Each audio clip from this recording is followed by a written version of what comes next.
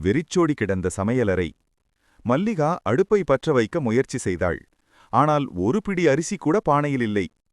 பசி வயிற்றை கிள்ள தாகத்திற்கு தண்ணீரை மட்டும் குடித்துவிட்டு, இந்த வறுமை எப்போதுதான் தீருமோ என்று ஏக்கத்தில் அவள் கண்கள் கலங்கின. சட்டென்று ஒரு கார் அவள் வீட்டின் முன் வந்து நின்றது. அதிலிருந்து இறங்கிய ஒரு இளைஞர் கைகள் நிறைய பைகளுடன் மல்லிகாவை நோக்கி வந்தார். அந்த பைகளில் அரிசி, மளிகைப் பொருட்கள் மற்றும் சமைத்த உணவு பொட்டலங்கள் இருந்தன. அவர் அந்த பொருட்களை மல்லிகாவிடம் கொடுத்துவிட்டு, அம்மா, இனி கவலைப்படாதீங்க, இதை வச்சு நல்லா சாப்பிடுங்க என்று அன்புடன் கூறினார். எதிர்பாராத இந்த உதவியால் மல்லிகா சிலையாக உறைந்து போனாள். அவர் ஒரு சமூக ஆர்வலர் மற்றும் யூடியூப் சேனல் நடத்துபவர் என்பதை அறிந்த மல்லிகா கேமராவை பார்த்து அழுது கொண்டே பேசினாள். யாராவது ஒருவேளை சோறு போட மாட்டாங்களான்னு ஏங்கி போய் உட்கார்ந்திருந்தேன்.